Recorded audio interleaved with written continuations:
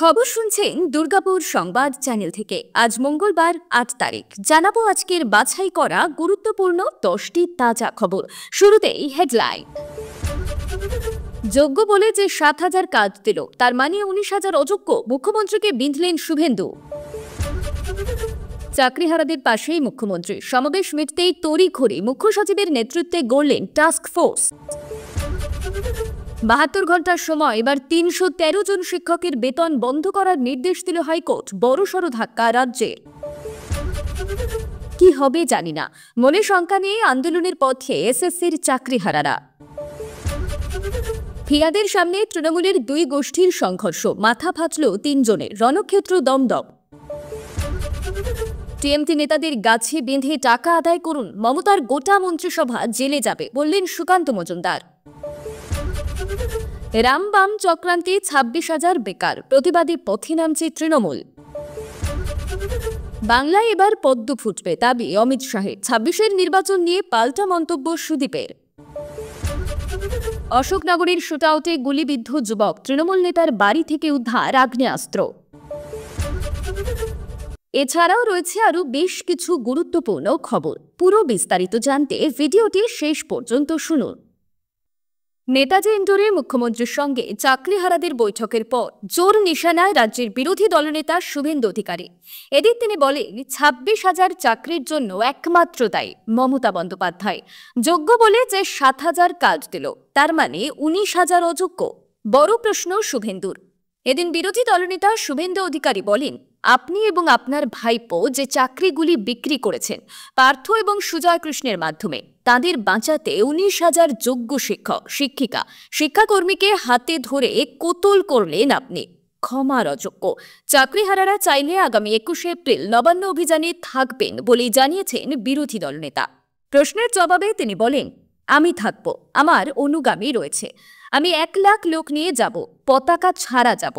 এরপর চাকরিহারাদের সরাসরি প্রশ্ন করেন শুভেন্দু যে এই যে যোগ্য বলে ৭,০০০ কাজ দিল, সেটা ওরা জানল কি করে? তার মানে ১৯,০০০ অযোগ্য। ক্ষোভ প্রকাশ করে গর্জে ওঠেন শুভেন্দু। আপনি প্রথম দিন বললেন ২৬,০০০-এর কথা শুনব, এই ৭,০০০ যোগ্য মমতা বন্দ্যোপাধ্যায় জানলেন কি করে? অভিজিৎ বাবু যাদেরকে অযোগ্য বলেছেন সেই সংখ্যাটা তো ৬,০০০, কিন্তু ভিতরে ঢুকিয়েছে ৭,০০০, বাকিদেরকে অযোগ্য বলছে। এবং আরও আপত্তিকর এটাই, কাজে লেখা যোগ্য, তার মানে যারা কাজ পাননি তারা আজকে বাড়িতে ফিরে যাবে যে আমরা অযোগ্য। Declare by the state government. যেমন কথা তেমন কাজ মুখ্যমন্ত্রী মমতা বন্দ্যোপাধ্যায়ের। সোমবার নেতাজি ইন্ডোর স্টেডিয়ামে সমাবেশের পর বিন্দুমাত্র সময় নষ্ট না করে সুপ্রিম নির্দেশে চাকরিহারাদের দ্রুত নিয়োগের জন্য টাস্ক ফোর্স করলেন তিনি। সোশ্যাল মিডিয়ায় এই কথা জানালেন তৃণমূলের অন্যতম রাজ্য সাধারণ সম্পাদক কুণাল ঘোষ। এদিন সমাবেশ থেকে মুখ্যমন্ত্রী স্পষ্ট বার্তা দিয়েছেন যে সুপ্রিম কোর্টের রায় চাকরিহারাদের পাশে আছেন তিনি। সভা মিটতেই সেই প্রতিশ্রুতি পূরণ করলেন। কুণাল ঘোষ জানিয়েছেন, ইন্ডোরের সভার পর এ বিষয়ে মুখ্য সচিবের নেতৃত্বে বিশেষ টাস্ক ফোর্স করে দিয়েছেন তিনি। তাতে থাকছেন শিক্ষা সচিব, আইনজ্ঞ, শিক্ষকদের প্রতিনিধি সহ সংশ্লিষ্ট ব্যক্তিরা। উদ্দেশ্য কি? এক্স হ্যান্ডেলে বার্তায় কুণাল আরও জানিয়েছেন, মুখ্যমন্ত্রী আইনি পথেই যে প্রক্রিয়া শুরু করেছেন তাতে যাতে বিলম্ব না হয়, সমাধানের লক্ষ্যে দ্রুত কাজ করা যায় তা মনিটর করবে এই টাস্ক ফোর্স। মুখ্যমন্ত্রী আন্তরিকভাবে বিপন্নদের জট কাটানোর কাজ দ্রুত করার জন্য টাস্ক ফোর্সকে নির্দেশ দিয়েছেন। অর্থাৎ জীবিকা ও শিক্ষক কর্মীদের পুনর্নিয়োগের জন্য বিন্দুমাত্র সময় নষ্ট করতে চাইছেন না মুখ্যমন্ত্রী, তা কার্যত বুঝিয়ে দিলেন তিনি। সুপ্রিম কোর্টের কলমের খোঁচায় চাকরি গিয়েছে ২৬,০০০ শিক্ষক ও শিক্ষকের। আজ তারা নেতাজি ইন্ডোর স্টেডিয়ামে সমাবেশের আয়োজন করেছিলেন। সেখানে সর্বতোভাবে যোগ্যদের পাশে দাঁড়িয়ে মমতা বন্দ্যোপাধ্যায় বলে, আপনাদের শোকে আমরা পাথর, আমরা হৃদয়হীন নই, দায় ঝেড়ে ফেলতে পারি না, ভিক্ষা করে আপনাদের খেতে হবে না, স্বেচ্ছায় কাজ করুন, কেউ বারণ করবে না। যতদিন না সুপ্রিম কোর্ট যোগ্যদের তালিকা দিচ্ছে, যতদিন না নোটিশ পাচ্ছেন, ততদিন বাচ্চাদের পড়ান। তার আরও বক্তব্য, আমার প্রতিশ্রুতি, যোগ্যদের চাকরি কারও কেড়ে নিতে দেব না। আশ্বাসের পরেও পুরোপুরি চিন্তামুক্ত হতে পারেননি চাকরিহারাদের বড় অংশ। মুখ্যমন্ত্রীর প্রতিশ্রুতি নিয়ে তার মত, বৈঠকের ফল আংশিক, সবটাই এখনো প্রতিশ্রুতি। রাজার প্রতিশ্রুতি স্বাভাবিক, চাকরিহারা শিক্ষক মেহবুব মণ্ডল বলেছিলেন, বৈঠকের ফল আংশিক, সবটাই এখন প্রতিশ্রুতি। রাজার প্রতিশ্রুতি স্বাভাবিক, কিন্তু মুখ্যমন্ত্রী যে ফাঁকা প্রতিশ্রুতি দেন না, তিনি এদিনই প্রমাণ করে দিলেন। কথা মতোই চাকরিচ্যুতদের পুনর্নিয়োগ, শীর্ষ আদালতে পরবর্তী আইনি প্রক্রিয়া দ্রুত সম্পন্ন করার জন্য টাস্ক ফোর্স গড়ে দিলেন মুখ্যমন্ত্রী। প্রিয় দর্শক, দুর্গাপুর সংবাদ, সত্যের সন্ধানে নির্ভরযোগ্য সংবাদ আপনার পাশে। আজকাল অনেকেই ভুল তথ্য ছড়াচ্ছে, কিন্তু আমরা শুধুমাত্র সত্য এবং যাচাই করা খবরই আপনাদের কাছে পৌঁছে দিচ্ছি। কোনো পক্ষ নয়, শুধুই প্রকৃত সংবাদ। আমাদের লক্ষ্য 1000 লাইক। যেই জেলা থেকে সবচেয়ে বেশি কমেন্ট আসবে, সেই জেলার খবর আমরা আরও বেশি কভার করব। আপনি জেলা থেকে শুনছেন, কমেন্টে জানান। ধাক্কার পর ধাক্কা, সুপ্রিম কোর্টের পর এবার শিক্ষকদের আরেক মামলায় আদালতের প্রশ্নের মুখে রাজ্য। গত সপ্তাহে নিয়োগে দুর্নীতির জেরে 2016 সালের গোটা প্যানেল বাতিল করে দিয়েছে সর্বোচ্চ আদালত, যার জেরে চাকরিহারা প্রায় 26,000। সে নিয়ে উত্তপ্ত আবহে এবার এক ধাক্কায় 313 জন শিক্ষকের বেতন বন্ধ করার নির্দেশ দিল কলকাতা হাইকোর্ট। বেঁধে দেওয়া হলো টাইট ডেডলাইনও। গতকাল সোমবার জিটিএতে অর্থাৎ পাহাড়ে শিক্ষক নিয়োগ দুর্নীতি মামলা শুনানির জন্য উঠেছিল কলকাতা হাইকোর্টে।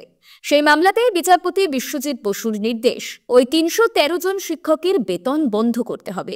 পাশাপাশি আগামী 72 ঘন্টার মধ্যে রাজ্যকে ওই 313 জন শিক্ষকের সব তথ্য আদালতে জানাতে হবে বলেও সাফ নির্দেশ। আদালত সূত্রে খবর, কিভাবে ওই শিক্ষকদের নিয়োগ করা হয়েছে তা জানানোর জন্য রাজ্যকে নির্দেশ দিয়েছিল হাইকোর্ট, তবে কোনো উত্তর মেলেনি।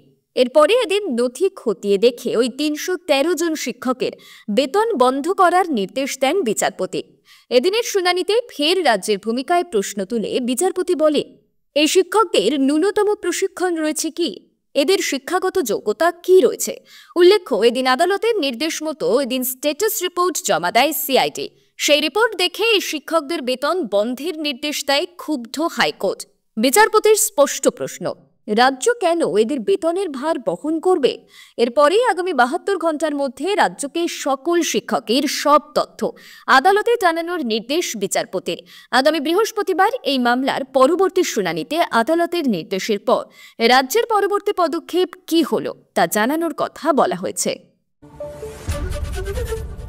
ভবিষ্যৎ নিয়ে এখনও সন্দিহান এসএসসির 26,000 চাকরিহারা শিক্ষক অশিক্ষক কর্মীরা। চাকরি কি ফিরবে নাকি ফের পরীক্ষায় বসতে হবে তাদের, সেই সদুত্তর এখনও অধরা। তবে আইনি লড়াই লড়ে চাকরি ফেরানোর আশা ছাড়ছেন না তারা। পাশাপাশি পথে নেমে জনমত তৈরি করতে আন্দোলনও চালিয়ে যাবে। সোমবার বিকেলে সাংবাদিক সম্মেলন করে কথা জানালেন সুপ্রিম কোর্টের নির্দেশে চাকরিচ্যুতদের একটা বড় অংশ। সোমবার নেতাজি ইন্ডোর স্টেডিয়ামে চাকরিহারাদের সমাবেশে প্রতিশ্রুতি মতন যোগ দেন মুখ্যমন্ত্রী মমতা বন্দ্যোপাধ্যায়। যোগ্যদের পাশে থেকে চাকরি বাঁচানোর আশ্বাস দিয়ে তিনি বলেন, যোগ্যদের নিয়ে আমরা সুপ্রিম কোর্টের কাছে ব্যাখ্যা চাইব, জানতে চাইব যারা এতদিন কাজ করছিলেন তারা এখন কি করবে। স্কুলে যাবেন না, বাচ্চাদের পড়াবেন না। এরপরেই যোগ্যদের কাছে মুখ্যমন্ত্রীর আবেদন, কোনো নোটিশ না পাওয়া পর্যন্ত আপনারা স্কুলে যান, কেউ বারণ করবে না। তার আশ্বাসের পরেও পুরোপুরি চিন্তামুক্ত হতে পারেননি চাকরিহারাদের বড় অংশ। এ প্রসঙ্গে অন্যতম চাকরিহারা শিক্ষক মেহবুব মণ্ডল বলেন, আজকে আমাদের বৈঠকের পরেও ধ্রুব সত্যকে অস্বীকার করতে পারছি না। সুপ্রিম কোর্টের নির্দেশে আমাদের চাকরি গিয়েছে। চাকরি ফেরানোর প্রক্রিয়া বেশ কঠিন। সুপ্রিম কোর্টের প্রধান বিচারপতির বেঞ্চ থেকে এখন রিভিউ পিটিশন, সেখান থেকে কিউরেটিভ পিটিশন। গোটা প্রক্রিয়া বেশ কঠিন এবং জটিল। তবে শুধুমাত্র আইনি লড়াই নয়, বরং রাস্তায় নেমে নিজেদের পক্ষে জনমত তৈরির নীল নকশাও তৈরি করতে তৎপর চাকরিহারারা। মেহবুবের কথায় আইনি লড়াইয়ের সঙ্গে জনমতেরও প্রয়োজন রয়েছে। মানুষের মুখ থেকেও যেন রিভিউয়ের দাবি ওঠে। মানুষ যদি মনে করে আমরা অযোগ্য, তাহলে সেটা মাথা পেতে নেব। জনমত গঠনের জন্য একটাই পথ, রাস্তায় নামা। এজেন্ডা তৈরি হচ্ছে, জেলা ভিত্তিকের পাশাপাশি সার্বিকভাবে এজেন্ডা বানানো হচ্ছে। কোথাও একটা অবস্থান করব, সেখান থেকে আইনি লড়াই চলবে, বৃহত্তর আন্দোলন গড়ে তুলব। ফের তৃণমূলের গোষ্ঠী সংঘর্ষ, সংবর্ধনা ঘিরে রণক্ষেত্র হয়ে উঠল দমদম এলাকা। মেয়র ফিরহাদ হাকিমের সামনেই মাথা ফাটল তিনজনের। জানা গিয়েছে ২ নম্বর ওয়ার্ডের তৃণমূল কাউন্সিলর কাকলি সেনের সঙ্গে ডেপুটি মেয়র অতীন ঘোষের অনুগামীদের মধ্যে মারপিট শুরু হয়। সোমবার পুরসভার নিকাশি বিভাগের অনুষ্ঠানে যান মেয়র ফিরহাদ হাকিম। সে অনুষ্ঠানে গিয়ে গাড়ি থেকে নামতেই কাউন্সিলরের অনুগামীদের সংবর্ধনা ঘিরে ঝামেলা শুরু হয়, যার জেরে অস্বস্তিতে পড়ে যান মেয়র আনোয়ার খান এবং তার অনুগামীরা। ওয়ার্ডে এসে কেন এমন গোলমাল পাকানোর চেষ্টা করলো সে নিয়ে প্রশ্ন উঠতে শুরু করেছে। পাশাপাশি চাপা উত্তেজনাও শুরু হয়েছে এলাকায়। ওয়াকিবহল মহলের অনেকেই মনে করছেন, পুরসভার অনুষ্ঠানকে কেন্দ্র করে যেভাবে ডেপুটি মেয়রের সঙ্গে কাউন্সিলরের অনুগামীদের মধ্যে সংঘর্ষ বাঁধল তা কার্যত নজিরবিহীন। যদিও মেয়র ফিরহাদ হাকিমের তরফে এখনও এ ব্যাপারে কোনো প্রতিক্রিয়া পাওয়া যায়নি। জানা গিয়েছে, ফিরহাদ নিকাশি বিভাগের অনুষ্ঠানে যাওয়ার আগে কাউন্সিলর কাকলি আলাদা করে একটি ছোট মঞ্চ তৈরি করে। সেখানে সংবর্ধনার অনুষ্ঠানের ব্যবস্থা করা হয়। মঞ্চে যখন ফিরহাদ উপস্থিত, ঠিক তখনই অতীন ঘনিষ্ঠ আনোয়ারের লোকজন এসে কেন মূল অনুষ্ঠানের জন্য দেরি করিয়ে দেওয়া হচ্ছে সেই নিয়েই ঝামেলা শুরু করে, যার অভিঘাতে মাথা ফাটে তিনজনের, আহত হন অনেকে, যার জেরে কার্যত অস্বস্তিতে পড়েছে শাসক শিবির। রাজ্যের নিয়োগ দুর্নীতিতে মমতা বন্দ্যোপাধ্যায় সহ গোটা মন্ত্রিসভা জেলে যাবে। মঙ্গলবার সুপ্রিম কোর্টে নিউমেরারি পোস্ট তৈরির সিদ্ধান্তে সিবিআই তদন্তের নির্দেশ সংক্রান্ত মামলার শুনানিতে একথাই বললেন রাজ্য বিজেপি সভাপতি সুকান্ত মজুমদার। একই সঙ্গে চাকরিহারাদের সুকান্তবাবুর পরামর্শ, যে তৃণমূল নেতাদের টাকা দিয়েছেন তাদের গাছে বেঁধে টাকা আদায় করুন। এদিন সুকান্তবাবু বলে, আদালত জানিয়েছে সুপার নিউমেরারি পোস্ট তৈরি করা হয়েছে অযোগ্যদের বাঁচানোর জন্য। মুখ্যমন্ত্রী স্বীকার করেছেন তিনি ভুল করেছেন। ভুল নয়, এটা চুরি, দুর্নীতি, পাপ। আগামীকাল যে মামলার শুনানি হচ্ছে তাতে আমি সম্পূর্ণ আশাবাদী যে আগামী দিনে আপনি এবং আপনার মন্ত্রিসভার সদস্যরা জেলে যাবেন। ওমপ্রকাশ চৌতালার পর দেশের দ্বিতীয় মুখ্যমন্ত্রী হিসাবে শিক্ষকের চাকরি বিক্রির জন্য আপনি জেলে যাবেন। মুখ্যমন্ত্রী বলেছেন, নাকি যোগ্যদেরটা দেখেনি, তারপর অযোগ্যদেরটা দেখব। আপনার কাছে নাকি প্ল্যান বি আছে। প্ল্যান বিটা আমাদের একটু খোলসা করে বলুন। প্ল্যান বিটা কি? এই যে তৃণমূল নেতাদের আবার টাকা দিতে হবে, তাহলে সরকারি চাকরি কনফার্ম হয়ে যাবে। তিনি বলেন, আগের দিন সাংবাদিক বৈঠকে মুখ্যমন্ত্রী ডাহা মিথ্যে কথা বলেছেন। উনি নাকি যোগ্য অযোগ্যদের ভাগ করার সময় পাননি। উনি যোগ্য অযোগ্য আলাদা করার জন্য 2.5 বছর সময় পেয়েছিলেন, কিন্তু উনি যোগ্য অযোগ্য আলাদা করেননি। উনি সব সময় চেয়েছিলেন পুরো বিষয়টা যেন ঘেঁটে যায়, চাল ও কাঁকড় যেন কোনোভাবেই আলাদা না করা যায়, তাহলে অযোগ্যদের যোগ্যদের ঘাড়ের ওপর দিয়ে পার করে দেওয়া যাবে। সুকান্তবাবু বলে, মুখ্যমন্ত্রী বলছেন সুপ্রিম কোর্টকে যোগ্য অযোগ্য ভাগ করে দিতে হবে। আজব দাবি। সুপ্রিম কোর্টের তো সেই এখতিয়ার নেই। পরীক্ষা নিয়েছে এসএসসি, সুপারিশ করেছে এসএসসি। যোগ্য অযোগ্য একমাত্র তারাই ঠিক করতে পারে। সুপ্রিম কোর্ট শুধুমাত্র প্রক্রিয়া ঠিকঠাক হয়েছে কিনা সেটা বিচার করতে পারে। একজন শিক্ষার সঙ্গে যুক্ত ব্যক্তি হিসাবে বলছি, প্রমাণ হয়ে গিয়েছে যে আপনার সরকার চোর, এবং এই চুরির জন্য আপনার এবং আপনার মন্ত্রিসভার সদস্যদের জেলে থাকা উচিত। যতদিন এই চোরেরা বসে থাকবে ততদিন এই একই সমস্যা হবে, এবং এটা কলির সন্ধে। একটার পর একটা দুর্নীতি সামনে আসবে। গোড়ায় গলদটা চিনুন। আমরা একটা অযোগ্য লোককে বসিয়ে রেখেছি পশ্চিমবঙ্গের সিংহাসনে, সেজন্য তিনি যোগ্য অযোগ্য বাঁচতে পারছেন না। রামবাম চক্রান্তে চাকরি হারিয়েছেন 26,000 শিক্ষক অশিক্ষক কর্মী। সোমবার নেতাজি ইন্ডোর স্টেডিয়ামে মুখ্যমন্ত্রী মমতা বন্দ্যোপাধ্যায় প্রশ্ন তুলে দিয়েছেন, এই রায়ের নেপথ্যে কোনো খেলা হচ্ছে না তো? এই প্রেক্ষাপটে ন্যায়ের দাবিতে পথে নামছে রাজ্যের শাসক দল তৃণমূল কংগ্রেস। সোমবার বিকেলে সাংবাদিক বৈঠকে তৃণমূলের অন্যতম রাজ্য সাধারণ সম্পাদক কুণাল ঘোষ দলের কর্মসূচির কথা সবিস্তারে জানান। তিনি বলেন, আগামী 9 এপ্রিল বিকেল 3টে কলেজ স্কোয়ার থেকে ধর্মতলা পর্যন্ত মিছিল করবে তৃণমূলের ছাত্র পরিষদ। 11 এপ্রিল কলকাতা সহ রাজ্য জুড়ে আয়োজন করা হয়েছে প্রতিবাদ কর্মসূচি। প্রতি ব্লক, টাউন এবং ওয়ার্ডেও মিছিল করা হবে। বেলাগাম দুর্নীতি এবং অসাংবিধানিক নিয়োগ বলে দাবি করে দিন কয়েক আগে 2016 সালের এসএসসির গোটা প্যানেল বাতিল করেছে সুপ্রিম কোর্ট। চাকরি হারিয়েছেন 26,000 শিক্ষক ও অশিক্ষক কর্মী। সুপ্রিম কোর্টের এই রায় ঘোষণা করার পরেই তৃণমূলের তরফে দাবি করা হয়েছে গোটা ঘটনার নেপথ্যে থাকতে পারে বামরাম ষড়যন্ত্র। কর্মসংস্থান বাড়ানোর লক্ষ্যে মুখ্যমন্ত্রী মমতা বন্দ্যোপাধ্যায় যেভাবে কাজ করছেন তা বাধাপ্রাপ্ত করতেই বিরোধীরা চক্রান্ত করছে বলে দাবি ওঠে। নেতাজি ইন্ডোরের সমাবেশে সোমবারেও একই দাবি করেন মুখ্যমন্ত্রী মমতা বন্দ্যোপাধ্যায়। সুপ্রিম রায়ের নেপথ্যে খেলা চলছে কিনা সে নিয়ে আশঙ্কা প্রকাশ করেন তিনি।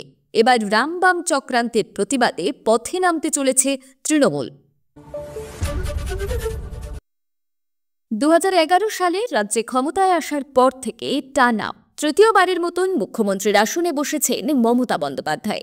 2021-এর বিধানসভা নির্বাচনে বিজেপি জয় নিয়ে যতই আত্মবিশ্বাসী থাকুক না কেন, গেরুয়া শিবিরের স্বপ্ন অধরাই থেকে যাবে। আর সেই প্রেক্ষিতে এবার বিজেপির আশা একেবারে জলাঞ্জলি দিলেন তৃণমূল কংগ্রেসের বর্ষিয়ান সাংসদ সুদীপ বন্দ্যোপাধ্যায়। রবিবার উত্তর কলকাতার উল্টোডাঙায় এক মন্দিরের উদ্বোধনী অনুষ্ঠানে যোগ দিতে এসেছিলেন সুদীপ বন্দ্যোপাধ্যায়। সেখানেই তিনি বলেন, সংসদে ওয়াকফ বিল নিয়ে আলোচনা চলাকালীন কেন্দ্রীয় স্বরাষ্ট্রমন্ত্রী অমিত শাহ বলেছিলেন বাংলায় এবার পদ্ম ফুটবে, কিন্তু তা হবে না। বাংলার মাটি তৃণমূলের এবং এখানকার মানুষ জানে কি তাদের পাশে থাকে। তিনি আরও বলেন, 2016 সালের বিধানসভা নির্বাচনে মমতা বন্দ্যোপাধ্যায় ফের মুখ্যমন্ত্রী হবেন। তৃণমূল পাবে 250-র বেশি আসন। বিজেপির বিরুদ্ধে ধর্মীয় মেরুকরণের রাজনীতি করার অভিযোগ তুলে সুদীপ বলেন, ওরা ধর্মের রাজনীতি করে, এটা এখন সবাই জানে, কিন্তু পশ্চিমবঙ্গে এবার সেটা আরও প্রকট হয়েছে। তবে বাংলার মানুষ বিভ্রান্ত হবেন না, কারণ এখানে তৃণমূল এবং মমতা বন্দ্যোপাধ্যায় ধর্মনিরপেক্ষতার প্রতীক। সুদীপ বন্দ্যোপাধ্যায় এদিন দাবি করেন, তৃণমূল কংগ্রেসের শিকড় এতটাই গভীরভাবে বাংলার মাটিতে প্রথিত যে কোনো বহিরাগত শক্তি সেটিকে সহজে উপড়ে ফেলতে পারবে না। তিনি বলেন, মমতা বন্দ্যোপাধ্যায় যতদিন জীবিত থাকবেন বাংলার মুখ্যমন্ত্রী তিনিই থাকবেন, তবে ভবিষ্যতে নেতৃত্বের প্রশ্নে কিছুটা কৌশলী তিনি। পরবর্তী উত্তরসূরি সম্পর্কে জিজ্ঞেস করা হলে তিনি বলেন, উনি অর্থাৎ মমতা বন্দ্যোপাধ্যায় যতদিন থাকবেন তিনিই নেতৃত্ব দেবেন, পরবর্তীতে দলই মনোনীত করবে কে আসবেন। সোমবার ভোর রাতে অশোকনগরে শুট আউটের ঘটনায় তীব্র চাঞ্চল্যের সৃষ্টি হয়েছে। অশোকনগর থানায় দিগরা উত্তরপাড়া এলাকার ঘটনা। স্থানীয় বাসিন্দা এবং তৃণমূল সমর্থক মোশারেফ হোসেনের বাড়ি লক্ষ্য করে ছোড়া হয় বোমা। এরপর এলোপাথারি গুলিও চলে। গুলির আঘাতে জখম হন স্থানীয় এক যুবক। ওই ঘটনার পরে তৃণমূলের বুথ সভাপতির বাড়িতে তল্লাশি চালিয়ে উদ্ধার হয় সেই আগ্নেয়াস্ত্র। অভিযোগ, সোমবার ভোরে মদ্যপ তৃণমূল সমর্থক আনোয়ার মণ্ডল সহ কয়েকজন দিগরা উত্তরপাড়া এলাকায় মোশারেফ হোসেনের বাড়ির সামনে যান। মোশারেফ হোসেন তৃণমূলের সমর্থক। সেখানে গিয়ে বাড়ির মহিলাদের অকথ্য ভাষায় গালিগালাজ এবং কটূক্তি করে। জানা গিয়েছে, সেই সময় মদ্যপ আনোয়ার মণ্ডলকে এলাকার যুবকরা মারধর করে তাড়িয়ে দেন। অভিযোগ, কিছুক্ষণ পর দলবল নিয়ে মোশারেফ হোসেনের বাড়ির সামনে এসে বোমাবাজি করেন আনোয়ারের এক অনুগামী। ওই সময় কয়েকজন যুবককে লক্ষ্য করে এলোপাথারি গুলি ছুড়ে এলাকা ছাড়েন আনোয়ারের অনুগামীরা। গুলির আঘাতে গুরুতর জখম স্থানীয় বাসিন্দা সাগর মণ্ডলকে দ্রুত হাসপাতালে নিয়ে যাওয়া হয়।